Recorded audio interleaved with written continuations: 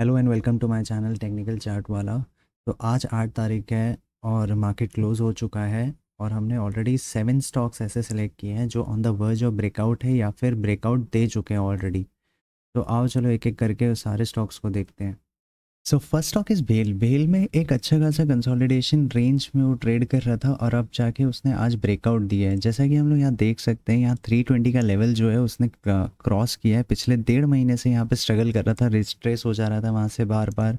आज उसने एक अच्छे वॉल्यूम के साथ वहाँ पे क्लोजिंग भी दे दी डेली टाइम फ्रेम पे। तो आज 9 तारीख को जो भी पॉसिबल सिनेरियोज है इसमें वो एक बार देख लेते हैं क्या क्या हो सकता है इसमें।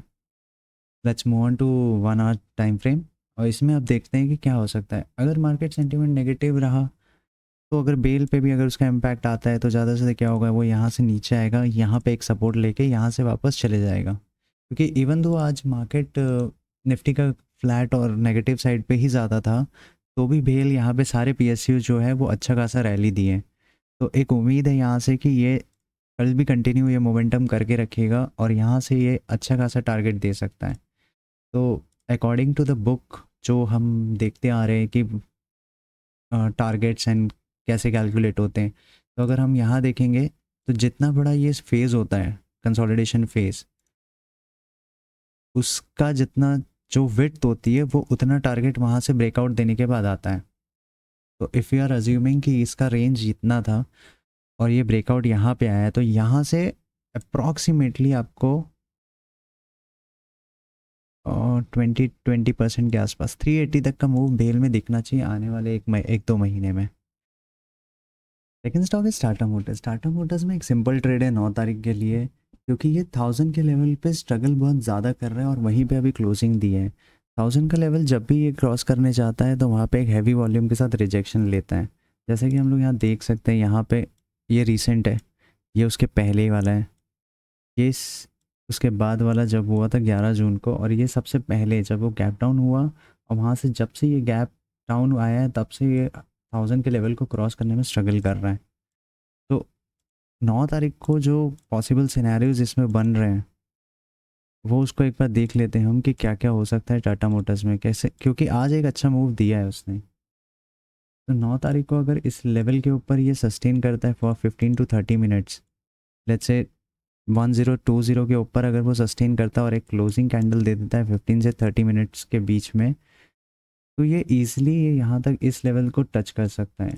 ये जो गैप यहाँ पे बना हुआ है ना, इस गैप को फिल कर सकता है, दैट इज़ 1040 का। और अगर ये यहाँ से रिजेक्शन लेता है और डाउन साइड, अगर ये यहाँ से ओपन होके यहाँ से रिजेक्शन लिया, तो ये यहाँ पे इस लेवल को जब तक क्रॉस नहीं करता तब तक शॉर्ट पोजीशन बिल्ड नहीं हो सकती 970 के नीचे। तो इट्स वेरी सिंपल कैलकुलेशन कि अगर 1020 के ऊपर सस्टेन करेगा तो ये गैप 1040 तक का फेल हो जाएगा, और अगर यहाँ से रिजेक्शन लेता है तो 970 के नीचे जब तक नहीं जाता तब तक यहाँ पे शॉर्ट पोजीशन बिल्ड नहीं हो सकती। अगर शॉर्ट पोजीशन बिल्ड हो गई तो फिर उसके लिए ये पूरा जोन ओपन है, यहाँ से ये पूरा जोन उसके लिए ओपन है to trade, to go down, simple. So next stock देख लेते हैं। नेक्स्ट स्टॉक में क्या है, नेक्स्ट स्टॉक है IRFC। IRFC में एक आज अच्छा ब्रेकआउट आया एक्चुअली, या एज यू कैन सी यहाँ का जो लेवल है ये, let me mark this level, ये लेवल है 200। 190 से 200 का लेवल जो है वो एक with good volume, with good volume ये इसने एक ब्रेकआउट दिया है। अगर ये मोमेंटम सस्टेन रहेगा कल भी, जैसा कि अभी बजट आ रहा है और बजट में रेलवे स्टॉक्स पे थोड़ा ज़्यादा फोकस है, तब तक जिस हिसाब से एयरकॉन भी चला है और रेल टेल भी चला है, आपका IRADA भी चल ही रहा है साथ में। तो इसमें अगर ये मोमेंटम बरकरार रहेगा तो ये यहाँ से 200 के ऊपर जैसे क्लोजिंग दिया है, यहाँ से एक अच्छा मूव दे सकता है कल भी। कल भी यहाँ से एक अच्छा मूव 220, 215, 220 तक दे सकता है आने वाले कुछ एक हफ्ते में। और अगर यहाँ से ये रिजेक्शन देता है तो we are not going to do anything about it, क्योंकि वो नो ट्रेड जोन में चले जाएगा। ये तो बहुत सिंपल सिंपल ब्रेकआउट है। एज यू कैन सी यहाँ पे वॉल्यूम्स भी देख लो, एवरेज के 3 गुना वॉल्यूम चल रही है। जैसा कि यहाँ देख सकते हो ये ब्लैक लाइन जो है वो वॉल्यूम का एवरेज है, वो वॉल्यूम एवरेज 57 यहाँ दिखा रहा है। और यहाँ पे जो वॉल्यूम हो रही है वो 290 260 224 मिलियन शेयर्स ट्रेड हुए हैं, जो कि एवरेज है 57 का। तो इसको हम शॉर्टलिस्ट करके रख सकते हैं, इसको अपने वॉच लिस्ट में रख लो फॉर 9th एंड 10th और फॉर अपकमिंग वीक। तो नेक्स्ट स्टॉक देखते हैं क्या है। तो next stock is lux industry. Lux industry में आज का जो वॉल्यूम है वो 3x ऑफ एवरेज है, और ये अपने क्रूशियल लेवल पे आके ट्रेड कर रहा है। तो ये on the verge of breakout वाले सेगमेंट में जाएगा। अगर ये आने वाले 1-2 दिन में लक्स अगर 1650 को क्रॉस करके क्लोजिंग देता है on a daily basis, so we are going to create a long position on this for the average of, I think ये easily यहाँ से 1760 1800 तक का टारगेट दे सकता है। सो इस पे एक बार नज़र रखना है, इसको भी अपने वॉच लिस्ट में रख लेना। अगर यहाँ से रिजेक्शन लेता है तो ऑब्वियसली यहाँ से एक डाउन साइड के लिए अपने को ट्रेड मिलेगा। जैसे ही ये इसको 1 आवर में डालते हैं, जैसे ही ये प्रीवियस लो को ब्रेक करता है 1 आवर पे, तो ये यहाँ से एक डाउन साइड के लिए एक बढ़िया ट्रेड दे सकता है। तो next stock is Wipro. Wipro okay, तो next stock is Wipro. Wipro में भी एक अच्छा खासा डबल टॉप बना हुआ है।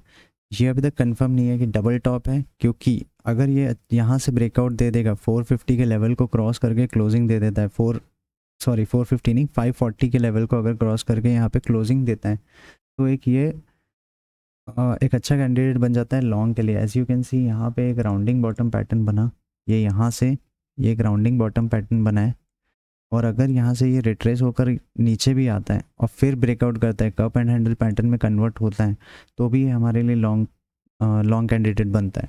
तो इसको भी अपने वॉच लिस्ट में रखना बनता है। तो now next stock is REC. REC में एक अच्छा मूव आया है आज के दिन। पिछले कुछ महीनों से इसमें वॉल्यूम्स भी, एवरेज वॉल्यूम जो है वो इसकी बढ़ के डबल हो चुकी है, और अभी आज इसने एक ब्रेकआउट दिया है 600 के ऊपर। जो इसका प्रीवियस हाई था उसके ऊपर एक क्लोजिंग दी है इसने।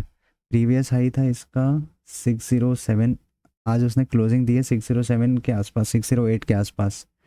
तो ये जो है, अगर यहाँ पे ये कल अगर 15 मिनट्स या 15 से 30 मिनट्स भी अगर सस्टेन करता है और क्लोजिंग देता है 610 के ऊपर, तो ये अच्छा लॉन्ग पोजीशन इसमें क्रिएट हो सकती है। ये यहाँ से पॉसिबल सिनेरियो में अगर आएगा तो यहाँ से ये यहाँ मूव दे देगा ऊपर अगर सस्टेन किया तो, और अगर सस्टेन नहीं करता है फर्स्ट 15 मिनट्स, तो फिर ये यहाँ से डाउन साइड के लिए again same thing, down side के लिए जब तक ये प्रीवियस लो उसका तोड़ेगा नहीं, तब तक उसके नीचे हम ट्रेड करेंगे नहीं। अगर इसके नीचे चले जाएगा, इसके नीचे क्लोजिंग देगा, तो then it is open till इस लेवल तक ये आ सकता है 500 तक का। And now next stock is after REC is Bansali engineering polymer limited. ये कैश स्टॉक का मार्केट है और स्मॉल कैप इंडस्ट्री है। इसमें अभी अगर इसको वीकली चार्ट पे देखा जाए तो ये एक अच्छा ब्रेकआउट दिया है यहाँ पे, जैसे कि हम लोग यहाँ देख सकते हैं। ये फर्स्ट टाइम जब इसने हाई बनाया था अपना 140 का, वहाँ से रिजेक्शन लिया, नीचे आया, फिर वापस ऊपर गया, वहाँ पे रिट्रेस किया, वहाँ से वापस रिजेक्शन लिया, और अब थर्ड टाइम ये यहाँ पे एक अच्छे अमाउंट के साथ ब्रेकआउट दे रहे हैं। तो इसको हम लॉन्ग टर्म के लिए अपने पोर्टफोलियो में बना के रख सकते हैं। इसका अगर फंडामेंटल्स भी एक बार देखेंगे तो हम आरओई इसका अच्छा है, मेरे ख्याल से 20-24 के आसपास कुछ है, एक बार चेक कर लेते हैं। बस जो प्रॉब्लम इसमें जो थी वो है क्या बोलते हैं, इसका सेल्स ग्रोथ नहीं है पिछले 5 साल का। साली पॉलीमर, यहाँ पे आरओई है इसका 20%, आरओसी है इसका 24, स्टॉक पी 21 है इसका। पीएस का स्टॉक पी देख लेते हैं, एवरेज के अबव है कि बिलो है। तो इनके पेयर्स में एवरेज जो है तो देखा जाएगा तो ऑलमोस्ट लाइक एवरेज के आसपास ही है या एवरेज से थोड़ा सा नीचे है। तो अगर इसको टेक्निकली भी देखा जाए तो यहाँ पे पिछले 2 हफ्तों से, पिछले 1 महीने से अगर देखा जाए तो यहाँ पे अच्छा खासा वॉल्यूम यहाँ पे क्रिएट हो रहा है। इसको भी हम वॉच लिस्ट में रख सकते हैं। अगर इसमें यहाँ पे ये आज इस वीक पूरा सस्टेन करता है यहाँ पे 140 150 के ऊपर, तो then we can create a long position for huge target. यहाँ से 200 220 तक तो ये चले जाएगा।